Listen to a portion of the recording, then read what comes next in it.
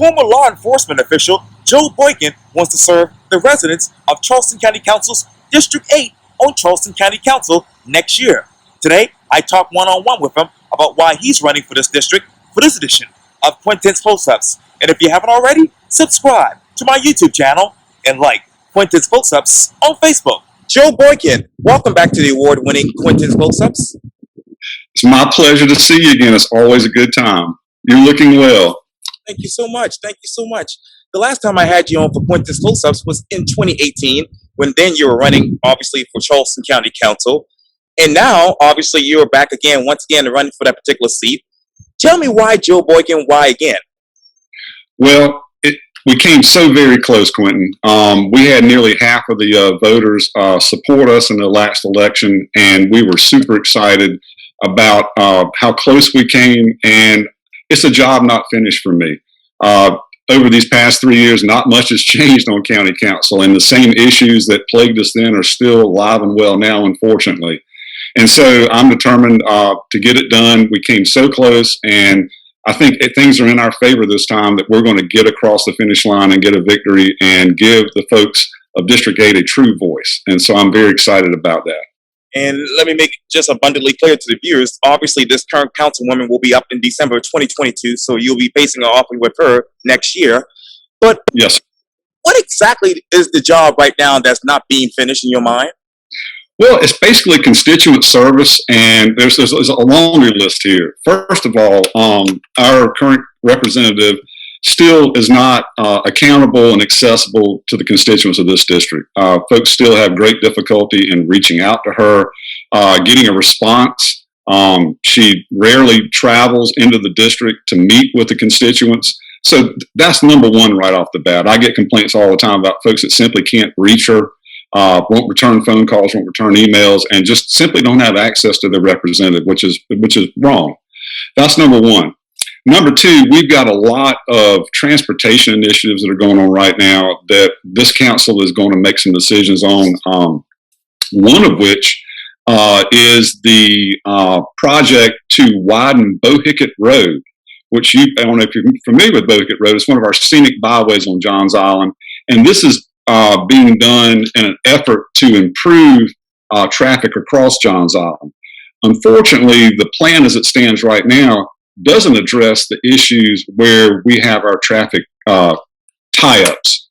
That part of the main Bohicket corridor, I drive it every week, and there can be some intersection improvements that will aid down there, but the lion's share of the trouble lies at the main river Chisholm Road intersection, the Patton Road intersection, the lower Chisholm Road by St. John's High School, Brownswood, and the Maybank Main Road interchange.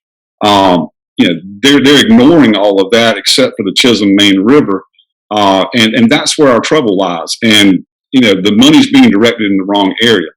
Notwithstanding that, there are numerous communities along Bohicket Road that have been there for generations that will be interrupted by this, where families live across the street from one another. Now they're going to try to cross a 4-lane parkway, much like Betsy Harrison, which, by the way, has more accidents and injuries than the rest of Maine and Bohicket. Now, to be fair, Charleston County does allow Councilwoman Anna Johnson to have a monthly roundtable with the residents of Charleston, and I've seen that on social media, so I just wanted to make that clear. But a lot of municipalities have strong relationships with different local governments over the years. What is your exact relationship with the residents of District 8? It's strong. I've got folks that I talk to regularly and have tried to aid and assist, even though I'm not on county council, in issues they have with county government and even municipal government. So, I mean, the issue, going back to Ms. Johnson real quickly, is, yes, she has a monthly roundtable meeting at the library on Johns Island, and that's it. And in the times I've attended it, it's barely sparsely attended by generally the same folks.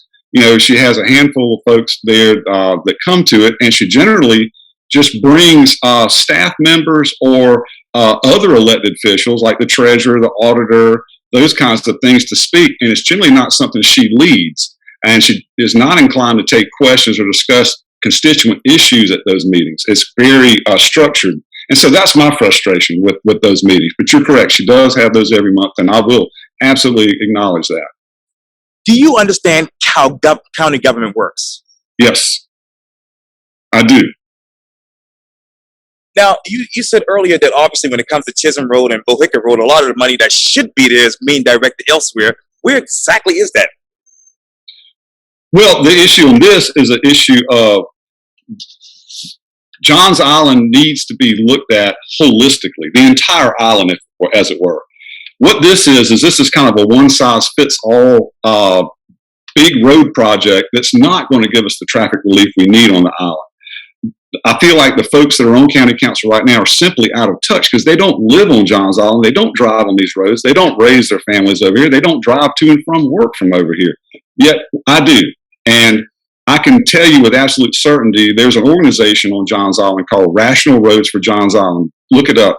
They have done an awesome job in looking at this problem. They've hired traffic engineers. They've gotten input from the folks that live on Johns Island to come up with a overall plan that looks not just at one road, but it looks as the island as a whole. Simply put, using roundabouts at some of these interchanges rather than traffic lights will keep traffic moving. It'll avoid, T-bone collisions. Also, these roundabouts, if we get them put in, they'll still be working when the power goes out from the hurricanes and all the other weather issues that we have on the island. And they're cost effective. Those are some of the things this group suggests, as well as center turn lanes, right turn lanes. These are all commonsensical approaches and probably would cost far less than rolling a 4-lane parkway through the island. And also, let's not talk about the destruction to wetlands and the loss potentially of grand live oak trees that line that roadway, as well as the impacts on settlement neighborhoods that have been there for generations that will be impacted because they're going to have to take people's property to widen the road to that extent. So I'm offering, and I agree with this approach because I live on Johns Island. I get it. And I hear about this all the time for the folks that live here. So this is a situation where county government's kind of pushing a project on us and not really listening to us. And that's part of our frustration here on Johns Island. What will be the price tag for these traffic circles? And they will come in less than what the proposed widening of the road is. I don't have the exact dollar figures right now because we're not that far into it. But I can tell you it'll be substantially less, and it'll be substantially less intrusive to the folks that live that it will be impacted and displaced by this wholesale freeway running through Johns Island. How many of those traffic circles would you recommend? Well, looking at it, I would have one. The one's already proposed at Main, Chisholm, and River Road. So that was already being proposed, and that's going to be a welcome one. There should be one down at the intersection of the lower part of Chisholm where it comes into Main by the St. John's High School. That's always a trouble point because all those kids are trying to get to Angel Oak Elementary and St. John's High School. And that would be alleviated with that traffic circle there. Obviously down at Brownswood Road and Main Road, and then finally a traffic circle at the intersection of Main and Maybank and Bohicket, which desperately needs it. Those consecutive lights right there just back traffic up every morning. And then the folks trying to turn in and out of the school, again, backs traffic up every morning. And obviously the interchange near where I live up at Chisholm, River, and Main is another problem area. So those are all, if you look over how well those traffic circles work over in Mount Pleasant. Right. Also, we have one down at Freshfields right there at where Kiowa and Seabrook. Look, go down there and just drive it. See how well those things function. And so it's just a simple approach. It's a incremental improvements of these intersections. It'll keep traffic moving rather than coming in there and bulldozing these trees and pushing people's houses and yards back away and then changing the whole character of that part of Johns Island. We treasure our ruralness on Johns Island, with the angel oak tree and all the rest of it. So yes, I feel like we're just simply not being heard. What is the typical price of a traffic circle? I can't comment on that. I don't know. I've not researched it, but I promise you it's going to be far less than widening miles upon miles of roadway from 2 lanes to 4 lanes and dealing with removal of oak trees and the condemnation of people's property and taking it by the government to turn it over into a roadway. So I don't have those price tags, but I assure you they'll be much less than that. How much does it cost to widen that road? Well, right now, the whole project, I don't have it broken down incrementally, but there was about $190-something million laid out to do the flyover at Main and 17 and the rest of the roadway down to Betsy Carson. So again, I don't have to be able to break that out, but I can tell you the overall figure was that. You have served on the county's BCA's board, that is, Joe, for some time now. What specifically have you done in that role to promote preservation? Well, I'm glad you asked. I've enjoyed my service. I've been on there for almost 3 years. I was honored to be elected vice chair of the BZA for this year. And so the BZA works with variances, special exceptions, and administrative appeals, where folks appeal a decision by the zoning and planning director. So in that role, we have state laws and we have county ordinance that we must follow. But in doing that, we balance private property rights with the right to have unreasonable restrictions removed from folks utilizing their property, but also assuring that folks' property values and the general welfare and public safety of surrounding property where these matters come up are also addressed. And so I have worked very hard to find solutions where folks needed to remove grand oak trees, other grand trees. We've tried to find workarounds where houses could be reconfigured on a lot, or maybe give relief to a sideline setback, or a rear line setback, or a front road setback, to try to help folks avoid having to cut or remove these grand live oaks that are so important to our community and our sustainability and our livability. That's one thing. Other things we deal with also are sand mines. I guess you're well aware of the dirt pits and the sand mines. That's something that comes before the BZA for a special exception in the zoning districts that they're permitted. I take special care on those because I realize the impactfulness that those may have on neighbors. The noise, the dust, the machinery, the dump trucks going back and forth. So I've worked very hard to put conditions when I've been involved in making those decisions to try to look out for the neighbors in the community, but also afford a private landowner the right to utilize their property as the law allows. And so I've done things to put conditions where the traffic is a Monday through Friday operation, so folks can have a quiet weekend if they live nearby, to try to set a date certain when this activity terminates. A lot of these things have been open-ended, and they can go on for a long time, because most of these dirt pits, when they're digging the dirt out, they'll take backhaul and they'll fill in the hole, and the hole is kind of like an amoeba moving around on the property, so it's constantly being dug and refilled. And that's not fair for folks that have to live there that have years of this going on. So I do my best to try to address those issues as conditions when I'm looking at those kinds of cases. Well, how many home reconfigurations have come to you? A bunch. And when that would be a variance. So we have people that want to expand their houses or doing new construction, and they may have a tree in the way, or they need to be, there's critical line buffers, there's critical line setbacks, there's lots of that. So if you go back and look at our record over the last 3 years, we've been very busy. I mean, sometimes we have 9, 10 cases, and understand those cases take some time because we're a quasi-judicial body. So it's kind of like court. Folks get up, they make their case, and we have to hear all the arguments. And there's a lot of supporters, a lot of folks in opposition. So everybody gets their time. So it takes a lot of patience, and it takes a good bit of our time to get it done. But we do a lot. Now, with those sand pits, what is the decimal level? Well, I think generally, I think it's they can be 70 decibels is kind of the line in the sand, but it depends. They can be loud in the sense that you got excavators working, you've got dump trucks, and of course when they back up and they dump, they got the swing gate in the back that slams when they close it. So you can that's a good construction site. And so even when the dump trucks aren't coming and loading, the excavators out there digging, and working. So, but there's, that leads into another thing that, although that's an allowed building practice in Charleston County, that's something I'm not in favor of, the fill and build. I'd like to see us stop that building practice on the county level.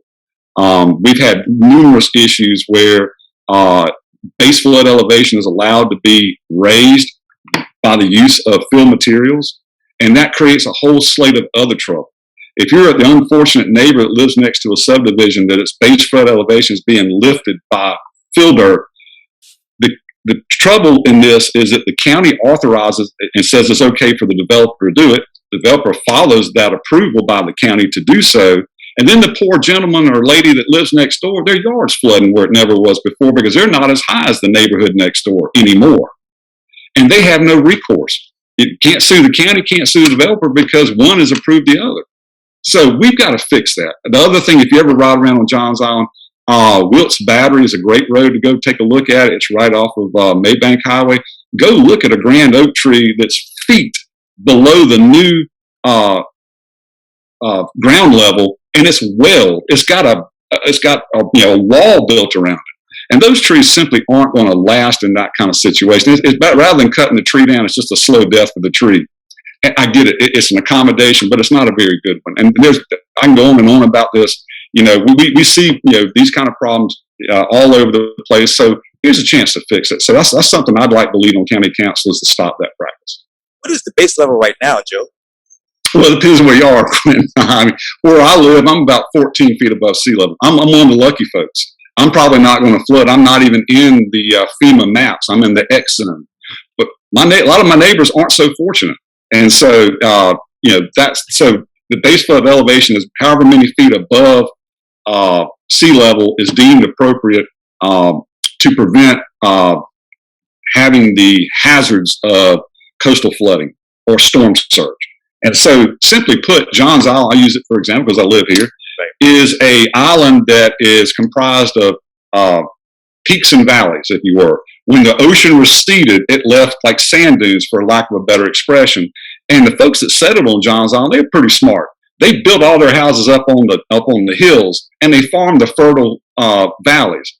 And that worked real well, but it doesn't work real well when we start trying to pack hundreds of homes in it, because those same valleys operate as floodplains. They move water across the island. So guess what a subdivision built in one of those is? It's called a dam, and that water backs up. So get into whole hydrology and everything else, but the problem is it's a bad practice, and we can do better. And that's something I want to move forward with that hasn't been done in the last 12 years that my opponent's been serving on county council.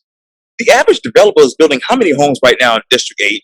Woo! Oh man, it's unbelievable. The funny part is it changes every day. Right now, Johns Island is the fastest growing developing area of all of Charleston County. But now we just realized that the town of Ravenel is getting ready to annex, or has annexed, 3,000 acres of land that currently allows one house for 25 acres. But once it goes into the town of Ravenel, they certainly will then have the unilateral authority to change that to AGR, which is one house per acre. And you can do the math on that. So yes, that is of a concern. Poplar Grove neighborhood is there. So I hope that the town of Ravenel, and I believe they will, keep their rural character and zone that property accordingly to where they still have the rural character that is Ravenel. Are there any FEMA maps that are outdated in your mind? Outdated? No, we just adopted our new FEMA maps this past year. So they're as current as it gets. Okay, and let me ask you this. How do you adapt homes and buildings to address the new water levels? Well, I think what we have to do is we need to have resiliency. So we need to quit cutting trees. We need to sustain our marshes and estuaries, because those all work to break up waves and protect us. I mean, that's like a freebie. We've already got that. So all we're doing is hurting ourselves when we start removing that. We need to look at housing density. We need to look where we put the density. So I'll give you a great example. And again, I use Johns Island simply because it seems to be the hot button topic in District 8 for a lot of this, because it's on the front lines. We have an urban growth boundary. The urban growth boundary kind of circles the center part of Charleston County. It crosses Johns Island. The city of Charleston is confined their annexation for the most part within that urban growth boundary. Water and sewer is handled by the Charleston water systems. If it tries to go past the urban growth boundary, it now finds itself under the authority of the St. John's Water Company, and they don't do sewer. Right. Sewer means development. Well and septic doesn't. And so that's a limiter right there. we can do ourselves a great favor if we restrict intense development within the urban growth boundary, because that's where most of the high ground is on Johns Island, or a lot of it. And then here's the thing: that this stuff sells itself. When you do that, you put in multifamily housing, not single-family residential, multifamily that becomes affordable for folks that have a living wage. You put it in the urban part of the island or other urban parts of Charleston County to where we can have mass transit. You know, there's not a car to stop on Johns Island. How about that? We have low-income housing on Johns Island and just off of it. Those folks don't have a bus. I mean, how does that make sense? They don't even have sidewalks, Quintin. So that part of Johns Island can be improved. I look at it as a town and country kind of approach, rural, urban, and rural, not either or. You know, in the conjunction, not the disjunction. But anyway, that's what I'm getting at. We can have those. So my vision for Johns Island is to have that development occur along the Maybank corridor and off of it, where we can have the library, schools, and we can have mass transit that actually works, and people will utilize it to get to and from those jobs downtown. So we're a little behind the curve there. Well, let me just jump right into it.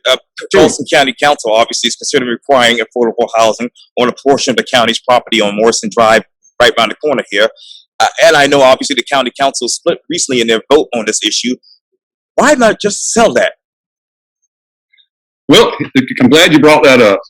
I think Herb Sass raised a good point in that vote. I watched it. Here's the thing, and I'm going to tie this even further back in time, and I get the whole Charleston Naval Hospital. We lost tens of millions of dollars in that debacle. And you can put lipstick on a pig and it's still a pig. And I don't care what some of the folks on county council say about it. It was a disaster for the taxpayers and for the county. It was a tremendous loss of money. Here's a piece of property down on Morrison that's appreciated in value. It's a county asset. And they say it may be worth $30 million. Great. This might be a way of digging yourself out of a hole you dug for yourself. So to put those funds back in the public coffers again to be used. My position on that is I agree.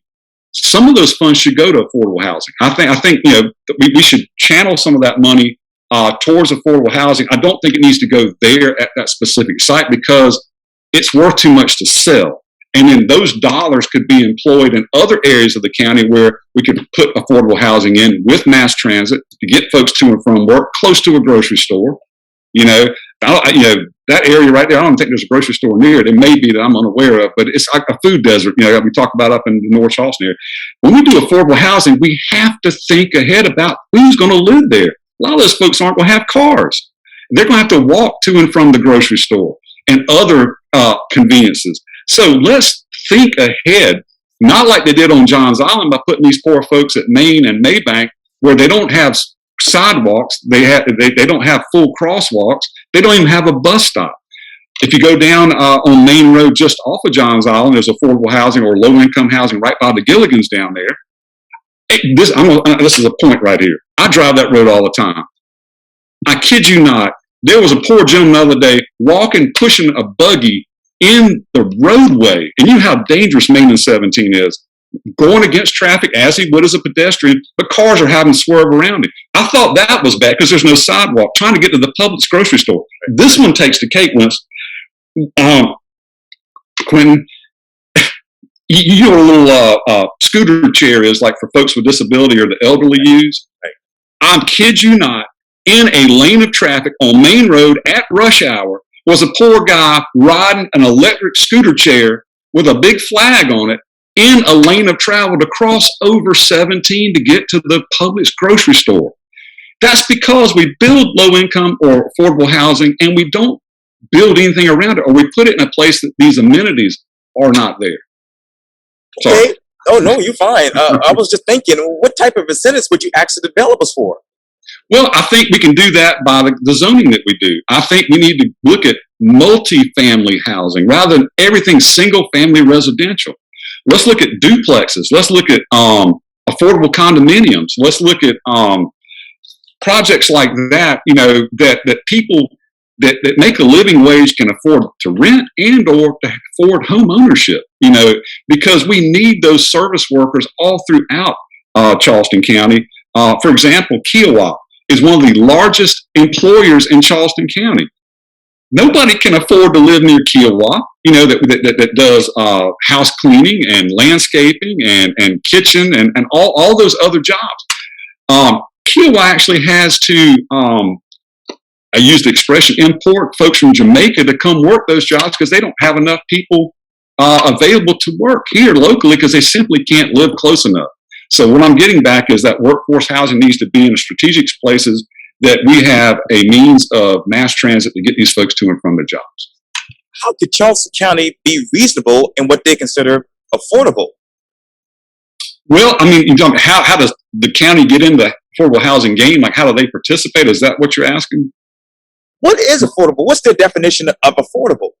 I think affordable housing to me is someone who makes, $20,000 to $30,000 a year would be in that affordable housing area. You're talking about somebody that's making minimum wage, working 40 hours a week.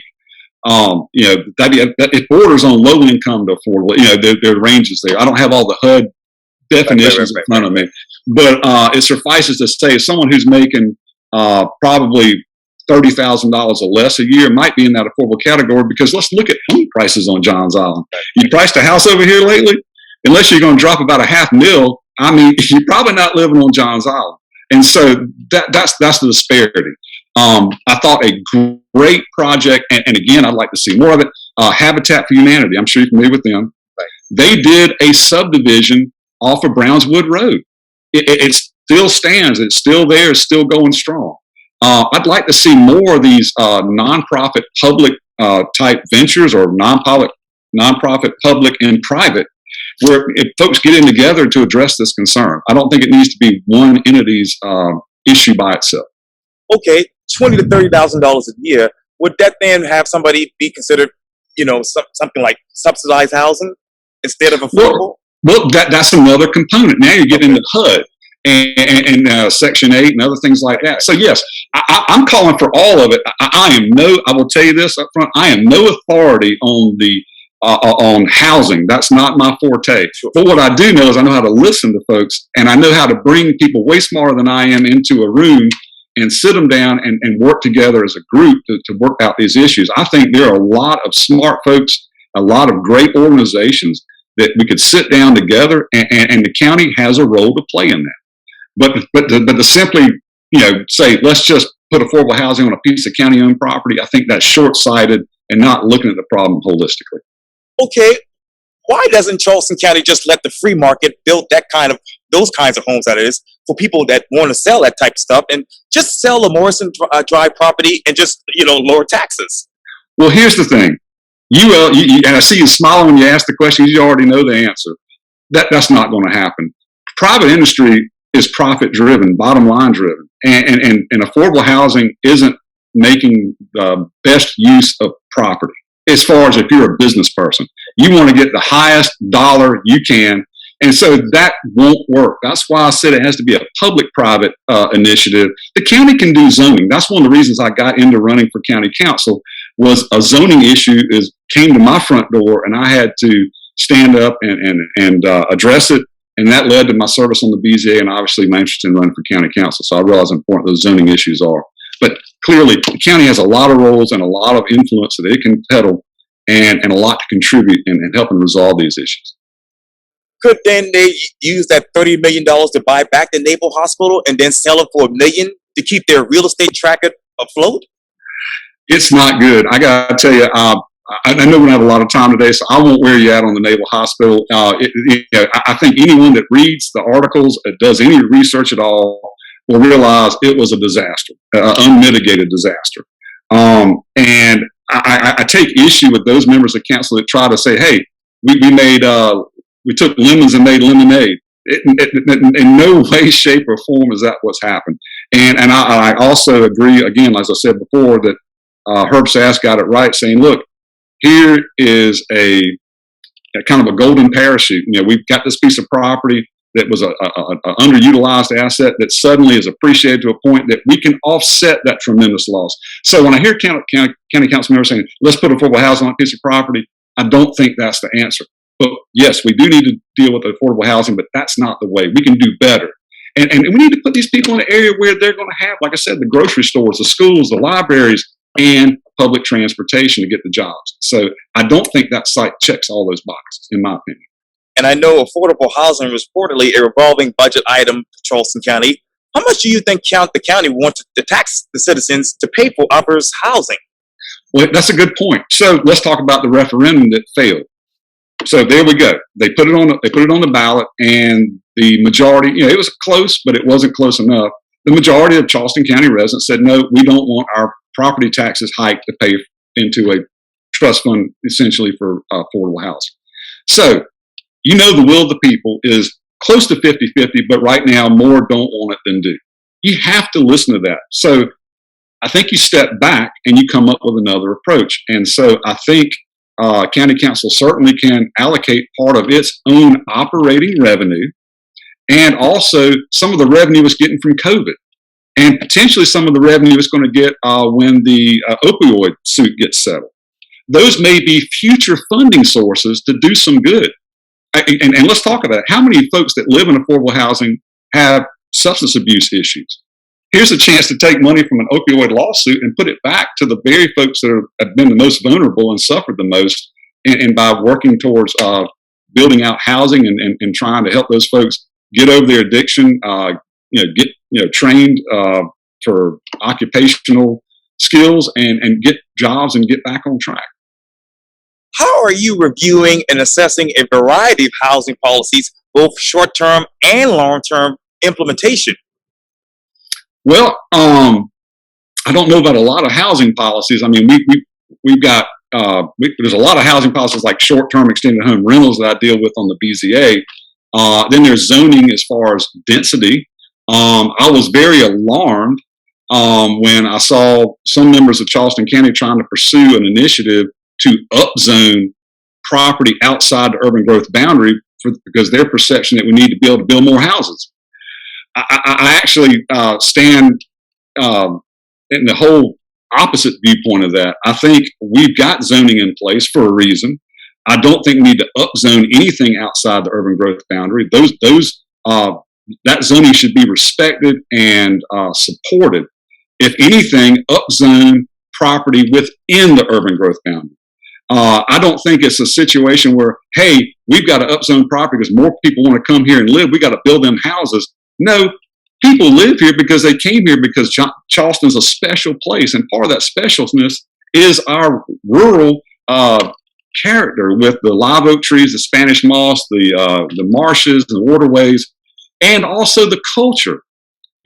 Our Gullah Geechee culture. Are we going to wipe that off the face of the map by putting in more subdivisions and more neighborhoods? So, we got a lot of work to do. Let me pivot just right there. There are many historic African American areas on the Sea Islands and District 8. How can you represent those folks who have struggled to preserve their real lands and Sea Island culture for generations? Well, I got a lot of ideas on that. To start off with, we have the Charleston County Historic Preservation Commission. And that was a step in the right direction. So much like the Simmons community, we need to go out and map those areas of Charleston County, rural unincorporated Charleston County, and let's identify those areas. And then let's see about perhaps rezoning them into a zoning district that protects their heritage and character. There's nothing to say that Charleston County can't create another zoning district. They did one for Goat Island, so resource conservation. Why can't we look at that as a countywide initiative to say, look at many of these settlements that were post-Civil War, post-emancipation that have been held in families. A lot of it's heirs property. I got lots of ideas. One of the things I'd like to pursue is, how you get the homeowner's exemption for your house if you live there? So what if you got a piece of heirs property where it's a cloud of the title? Why is that valued and taxed at the same rate as a non-molested piece of property? Why can't we devalue or lower the tax base on those properties for those folks that live there? Because it's not their fault that the property is heirs property. They weren't the ones that died intestate and left the issue. So, yep, they're still on the hook to pay just as much taxes as you and we do when they can't sell their property for as much. So I'd like to see maybe some help there for those folks to make them holding on that property easier. And then, like I said, maybe we look at a new districting plan to where those properties are surveyed out in the county and they fall under new zoning that has protections built in to keep them intact, to preserve them. So I think that's, again, it's all looking outside the box and coming with some new, fresh approaches. What is the current tax base right there? Well, I can tell you right now, Charleston County, I think it's the 2020 budget I looked at, had about $700 million in revenue, which is almost $750 million. So that much I can say for revenue. Now, $100 million of that, I think, was came from another source. It wasn't part of their general base operating revenue. I think about $600 million they have every year, and I think they try to carry over about $100 million between each fiscal year. And how do you support the preservation of historical African American structures like the Pine Tree Hotel and the Richardson Cottage on Camp Road? Well, it's funny you should mention that. I have the honor and privilege to serve on the board of directors of the Progressive Club of Johns Island. Are you familiar with that? So, it was founded by Esau Jenkins, one of our great civil rights leaders. We're working on trying to restore and reconstitute the club and its buildings so that it might play a role now as it did then. I recently had the opportunity to vote as a member of the BZA on some variances and special exceptions, I believe, for the hotel over there on Solid Creek. And they were approved by the board. And matter of fact, I just drove over there the other day to look at it, and very excited about the preservation of that icon of civil rights in Charleston, as well as the Progressive Club. So, but no, I'm all about it. I'm engaged with folks every day. I work with Ms. Bertha Middleton down at the Waldenlaw Island Community Center. I work with Gino Middleton and Jack DeLuna down on Edisto Island, who had the Edisto Island Youth Recreation League. And we contribute that monthly. I believe in that. And that helps a lot of minority children down there on that island that don't have facilities to recreate. So I'm plugged in all over the place, and I'm staying engaged, and I'm very sensitive to those issues. Gullah and Geechee's near and dear to my heart, and it's as important to me as the Angel Oak. Honestly, I mean, that's just a cultural. I can't imagine the Low Country without it. Let me turn over to obviously the American Rescue Funds that are actually available for several things: expansion of Broadway, about broadband that is sewer, water quality, etc. What do you think will be the best use of those funds in Charleston County, particularly in your district? Well, I got a lot of ideas. Number one, it's kind of like an order of operation. There's obviously I got a lot of things I'd like to see in our district, but I guess that in fairness, we need to look at Charleston County as a whole. Who has the greatest need, regardless of district? And so, like we were just talking about before, the affordable housing question. I call that found money. That wasn't part of the annual budget, so and it's not going to happen again. Much like the opioid money when that comes in. So when we start talking about affordable housing and things like that, I think that could be a funding source for that. That would be, and again, that would also be able to take that $30 million that you've recovered to offset the $30 million you lost. Let that be kind of a replacement funding for the county. But I think in those things, we need to look at projects that are maybe one-time type projects, not something that's continuing, like every year it's a budget item. So there's a chance to look at those issues like that don't come up every year and make a significant contribution in moving those forward. So affordable housing would be one I would look at. What data and trends and marketing demands associated with local and regional housing markets are you studying and analyzing? Well, that's not hard to miss.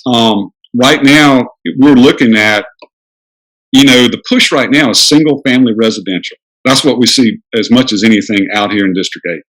And, that's just going into a piece of property, chopping it up in as many pieces as you can and putting as many houses on it. One thing that we have as a tool in the toolbox and this is only in the Ag Preservation District and primarily, is the conservation subdivision potential.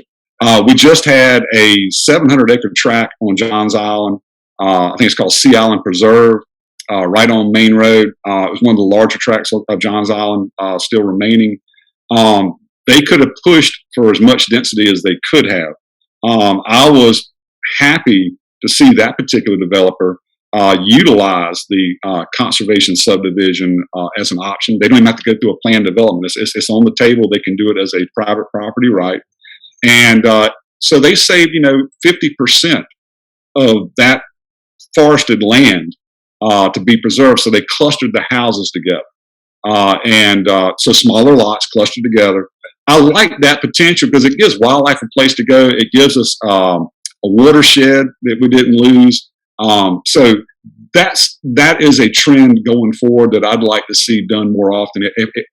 Let's have the handshake. Development's going to happen. We're not going to stop it all. We can't buy up all the undeveloped property and save it.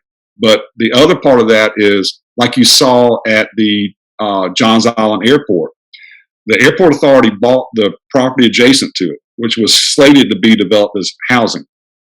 But they did it very astutely. They bought the property, and now they're going to the greenbelt to put a conservation easement on a lot of the property that they're not going to utilize. They could have just simply bought only the property they needed, but by reaching and gathering the rest of it, they now put it in the zone to be protected. And I thought that was another good move. And I don't think you'll hear anybody on Johns Island that's upset with that move. So that's another trend I like to see. Have you reviewed the existing housing conditions in Charleston County? I know that they say we need more houses, and I go back to, that may be true, but you're not going to solve that problem with single family residential. We need to start looking at duplexes and multifamily housing options. Unfortunately, that's where we are, and then that also dovetails right back into affordable housing. Those units are going to be a whole lot cheaper than somebody that's buying a lot with a house on it in a private residential neighborhood. Have you performed a demographic and demand analysis and assess gaps within this particular market? I haven't done a full-fledged analysis probably on that scale, but I have stayed current with articles and reporting on those issues. And, again, affordable housing and low-income housing are definitely concerns. But the other thing is workforce housing. Folks that are doing service jobs, we've got to have a place for them to live. We're a tourist town, bar none, and the food and bev folks, they work very hard, and they provide a vital service for us here in Charleston. And so I think there's an area where they need, and apartments will play into that, but affordable apartments. I mean, my sons just moved out this year. I'm an empty nester finally. The last two, and they live West Ashley, and I think they're forking out about $1,800 a month in rent. And one works in food and bev, and the other one works as a technician in a service industry. And so, they live together, and they're making ends meet. But I firsthand am seeing the challenges of folks that work for a living being able to afford, rent. So I think we need to look at more affordable apartments as well as more affordable houses, because not everybody's going to be a homeowner. Some folks just need to be able to have a place they can afford to rent. Let me turn to the obvious, 526. Yes, sir. Can you explain how the county is going to fund the massive shortfall in the 526 extension, which could cost up to $1 billion by the time the county actually breaks ground on this particular project? Well, I think we're both going to be old folks when it finally gets built, but I'm already old, I guess. But I'm going to be 37 next week. Congratulations. Happy birthday. In all fairness, getting the $400+ million from the infrastructure bank was critical. If we had not gotten that, it'd have been a non-starter. There were funds left over. I think it was like $60 or $70 million from the initial sales tax referendum that I believe they have looked at allocating towards that project. I don't know what the latest is. That was my understanding some time ago. So that puts you up around $500 million. The rest. Then there's the continuing revenue from the second half-cent sales tax is still coming in. I haven't seen the latest numbers. I think a significant portion of the road will be funded from that second half-cent sales tax. It really comes into what is the number, and that's what's on everyone's mind. And not you, not me, not anyone, I think right now can give us an actual factual number. Because until they do a design, request for bids to build, and we actually get hard numbers where, the contractors come in and give us the bids, we're all just fishing in the dark. I've heard as much as $1 billion. I've heard as low as $600 million. As a pragmatic guy, let's just shoot in the middle and say 700 million, 750. I think the county can manage that. They may have to do some bonding, that may be a solution. The other thing we haven't talked about is kind of the elephant in the room. The old Grace Bridge back in the day was a toll bridge, and it ran for, I think it was like 15, 20 years, something like that. And then when they made the money they needed to make, they got rid of the toll and it went away. We still have a toll road. I believe it's still in operation down on Hilton Head. I don't know if they closed that one off or not, but the Cross Island Parkway down there at Hilton Head was a toll road. And then we also have the road up outside of Greenville where it cuts across. So tolls are not out of the question. I know they're not popular, but you ask me, I'm all about finding solutions. So if a toll is something we need to do, we can do the unmanned tolls where you get the little sensor that goes on your dash. I've got a SunPass on my truck. We go camping and stuff, so I don't have to stop. I drive straight through. I prepay it. I got a little money in an account. They debit it out. They take money out of my bank account if it needs to be replenished. That would be a way where folks don't have to stop. And if you drive through it and you don't have one of those passes, the little camera takes a picture of your license plate. You get a bill in the mail. I'm just saying that's one possible solution. I haven't heard anybody on county council talk about it, and I certainly would like to explore other things. But I'm giving you a worst case scenario. That's something we could certainly do. And then the other thing with that is, hey, you didn't want the road, you don't want to pay for it, don't drive on it. That gives some folks some solace that didn't support the road. So, regardless of how we get it done, I'm not on county council yet, but I believe there is a way and a means to pay for it. I believe the road will be built, and as a Johns Islander, I am absolutely 110% support of it. Just the other day, I heard a number that astounded me, but I wasn't surprised. Quintin, you know that 30,000 cars get off at the end of the Mark Clark on Highway 17 in West Ashland. That's unacceptable. That is absolutely unacceptable. So I don't have, those folks in West Ashland certainly don't deserve it. And then we deal with all the people cutting through Johns Island, going over to James Island downtown. We don't deserve that. So this road will definitely relieve at least those two choke points. Also, I'm very happy to see the proposal for the Main Road 17 interchange move that intersection up 17 above the main 17 connection that we now have. So simply there'll be just a flyover over 17 where the now interchange is, with no other way to get on and off. And then the true connection will be up there kind of above near the viaduct. And there won't be other roadways coming in. It'll be a clean interchange. That's what I was trying to say. Yes, and I would love to talk to you more. It's 10:55 a.m. and I got to interview the mayor in Georgetown. But let me ask you one last question. Sure. 526 was not on the list of half-cent road projects for the voters that they actually approved 4 years ago. And multiple discussions in county council back before the referendum specifically excluded that project from the list. How do you all justify 526 now to the taxpayers and for you, the voters?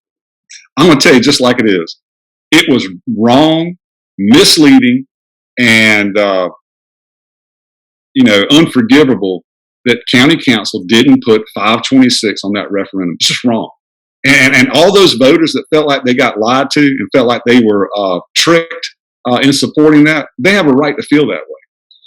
The sad part is the way they got around it is read the fine print. You know how you got a contract that's got the fine print? That's what the county council did back then. The fine print said they could spend that money on any and other projects county council deems appropriate. That's the catch-all gotcha phrase at the end of that referendum.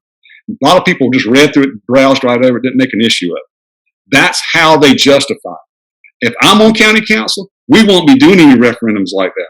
And I will vote against any referendum that's kind of a bait and switch. And that's what that is. Even though I support 526, those folks got every right to be upset about it because it was kind of dirty and underhanded doing it that way, clearly. So that's not the way. That's not how you instill trust in your constituents. You need to be upfront. So yes, I'm for the road. No, that was a bad referendum, and but they'll get it done. It'll legally stand. And so for those reasons, I firmly believe the road will be built. I'll get you back here on Quintin's Close-Ups in 2022. But Joe Boykin, thank you for your time. And again, welcome back to Quintin's Close-Ups, and we'll talk more later. Thank you, Quintin. You take care. Likewise.